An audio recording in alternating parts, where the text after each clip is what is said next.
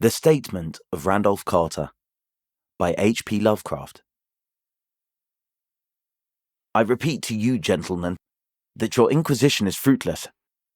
Detain me here forever if you will. Confine or execute me if you must have a victim to propitiate the illusion you call justice.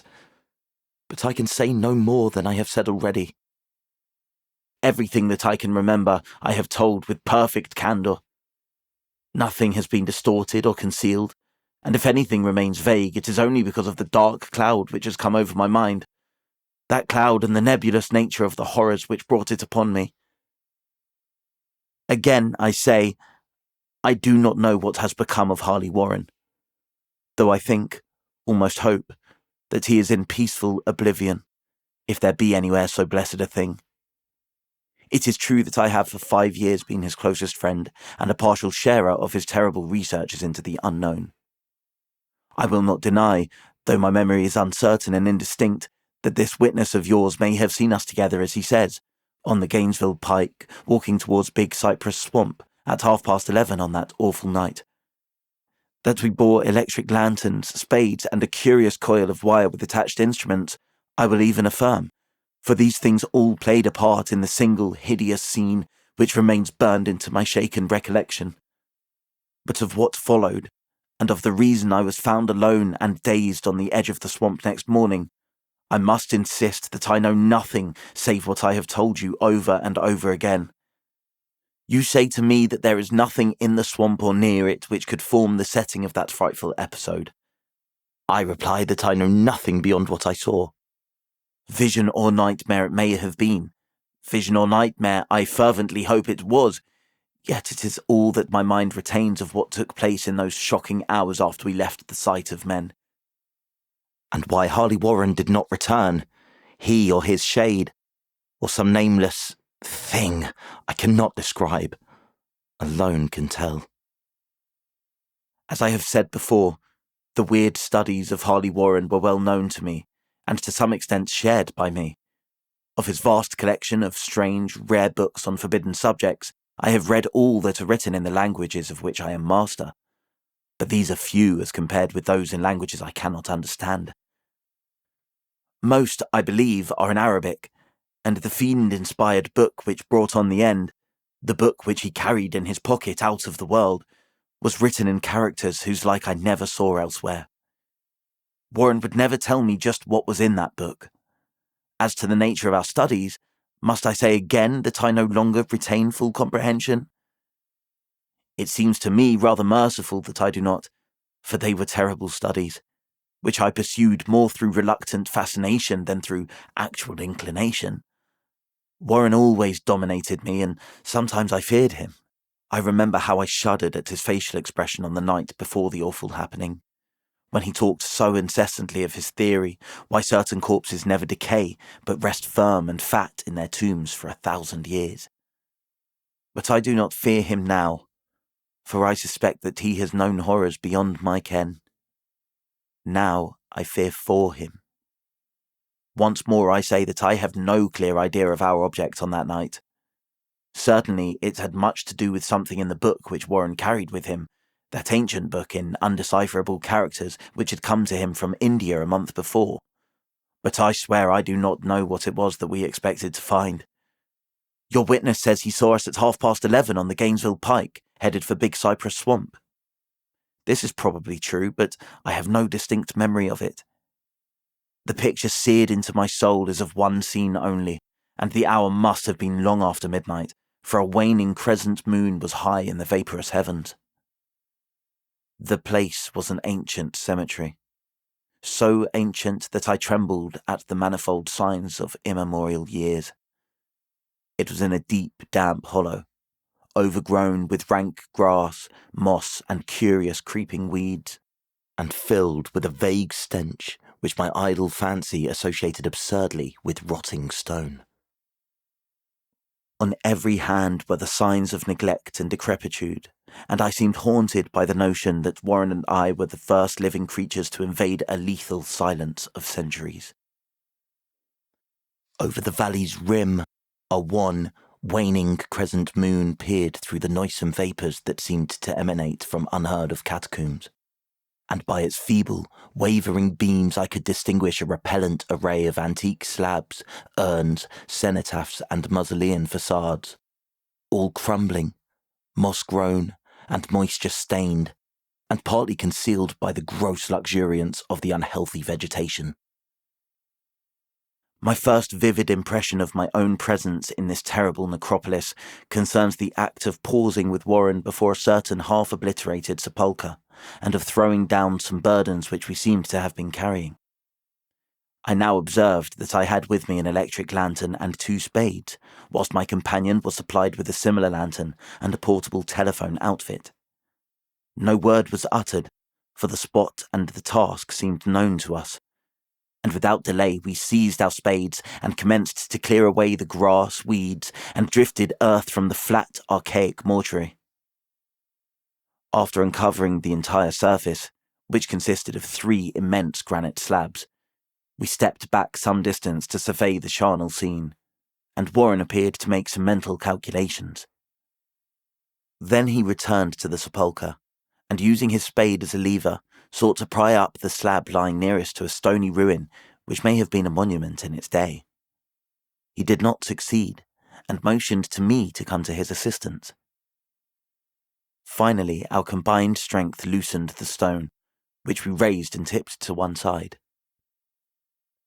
The removal of the slab revealed a black aperture, from which rushed an effluence of miasmal gases so nauseous that we started back in horror. After an interval, however, we approached the pit again, and found the exhalations less unbearable. Our lanterns disclosed the top of a flight of stone steps, dripping with some detestable ichor of the inner earth, and bordered by moist walls encrusted with nitre. And now, for the first time, my memory records verbal discourse, Warren addressing me at length in his mellow tenor voice, a voice singularly unperturbed by our awesome surroundings. "I'm sorry to have to ask you to stay on the surface," he said, "but it would be a crime to let anyone with your frail nerves go down there. You can't imagine, even from what you have read and from what I've told you, the things I shall have to see and do. It's fiendish work, Carter, and I doubt if any man without ironclad sensibilities could ever see it through and come up alive and sane. I don't wish to offend you, and heaven knows I'd be glad to have you with me, but the responsibility is in a certain sense mine, and I couldn't drag a bundle of nerves like you down to probable death or madness. I tell you, you can't imagine what the thing is really like. But I promise to keep you informed over the telephone of every move. You see, I've enough wire here to reach to the centre of the earth and back." I can still hear, in memory, those coolly spoken words, and I can still remember my remonstrances. I seemed desperately anxious to accompany my friend into those sepulchral depths, yet he proved inflexibly obdurate. At one time he threatened to abandon the expedition if I remained insistent, a threat which proved effective since he alone held the key to the thing. All this I can still remember, though I no longer knew what matter of thing we sought. After he had secured my reluctant acquiescence in his design, Warren picked up the reel of wire and adjusted the instrument. At his nod, I took one of the latter and seated myself upon an aged, discoloured gravestone close by the newly uncovered aperture. Then he shook my hand, shouldered the coil of wire, and disappeared within that indescribable ossuary. For a minute I kept sight of the glow of his lantern, and heard the rustle of the wire as he laid it down after him. But the glow soon disappeared abruptly, as if a turn in the stone staircase had been encountered, and the sound died away almost as quickly. I was alone, yet bound to the unknown depths by those magic strands whose insulated surface lay green beneath the struggling beams of that waning crescent moon.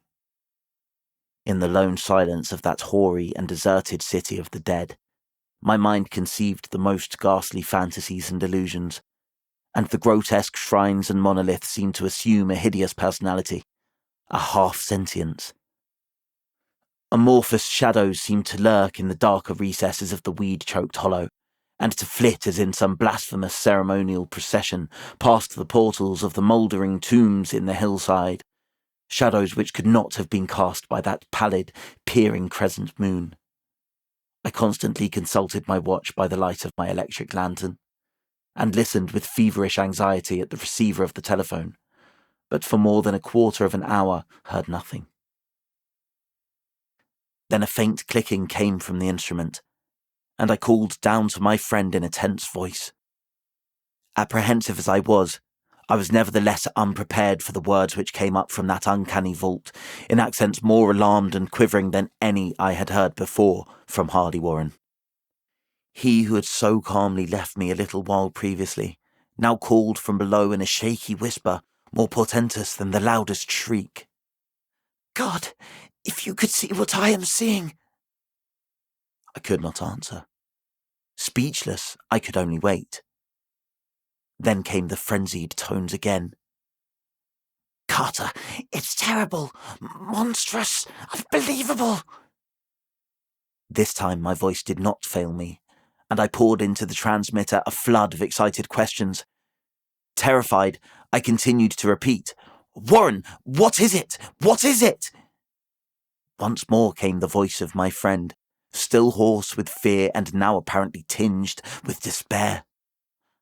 "I can't tell you, Carter.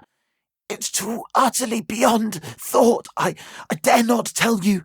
No man could know it and live. Great God, I never dreamed of this." Stillness again, save for my now incoherent torrent of shuddering inquiry. Then the voice of Warren in a pitch of wilder consternation. "Carter, for the love of God, put back the slab and get out of this if you can. Quick! Leave everything else and make for the outside. It's your only chance. Do as I say, and don't ask me to explain." I heard, yet was able only to repeat my frantic questions. Around me were the tombs and the darkness and the shadows. Below me, some peril beyond the radius of the human imagination. But my friend was in greater danger than I, and through my fear I felt a vague resentment that he should deem me capable of deserting him under such circumstances. More clicking, and after a pause, a piteous cry from Warren. "Beat it! For God's sake, put back the slab and beat it, Carter!" Something in the boyish slang of my evidently stricken companion unleashed my faculties. I formed and shouted a resolution. "Warren, brace up! I'm coming down!" But at this offer, the tone of my auditor changed to a scream of utter despair. "Don't! You can't understand! It's too late, and my own fault! Put back the slab and run! There's nothing else you or anyone can do now!" The tone changed again, this time acquiring a softer quality, as of hopeless resignation, yet it remained tense through anxiety for me. "Quick! Before it's too late!" I tried not to heed him, tried to break through the paralysis which held me, and to fulfill my vow to rush down to his aid, but his next whisper found me still held inert in the chains of stark horror. "Carter, hurry! It's no use. You must go. Better one than two. The slab—" A pause. More clicking. Then the faint voice of Warren. "Nearly over now. Don't make it harder. Cover up those damned steps and run for your life. You're losing time. So long, Carter. Won't see you again." Here, Warren's whisper swelled into a cry that gradually rose to a shriek fraught with all the horror of the ages. "Curse these hellish things! Legions! My God! Beat it! Beat it! Beat it!" After that was silence. I know not how many interminable eons I sat stupefied, whispering, muttering, calling, screaming into that telephone. Over and over again, through those eons I whispered and muttered, called, shouted, and screamed, "Warren! Warren, answer me! Are you there?" And then there came to me the crowning horror of all. the unbelievable, unthinkable, almost unmentionable thing. I have said that eons seemed to elapse after Warren shrieked forth his last despairing warning, and that only my own cries now broke the hideous silence. But after a while, there was a further clicking in the receiver, and I strained my ears to listen. Again I called down, "Warren, are you there?" And in answer, heard the thing which has brought this cloud over my mind. I do not try, gentlemen, to account for that thing, that voice, nor can I venture to describe it in detail, since the first words took away my consciousness and created a mental blank which reaches to the time of my awakening in the hospital. Shall I say that the voice was deep, hollow, gelatinous, remote, unearthly, inhuman, disembodied? What shall I say? It was the end of my experience, and is the end of my story. I heard it, and knew no more. Heard it as I sat petrified in that unknown cemetery in the hollow, amidst the crumbling stones and the falling tombs, the rank vegetation and the miasmal vapours. Heard it well up from the innermost depths of that damnable open sepulchre, as I watched amorphous, necrophagous shadows dance beneath an accursed waning moon. And this is what it said. "You fool! Warren is dead."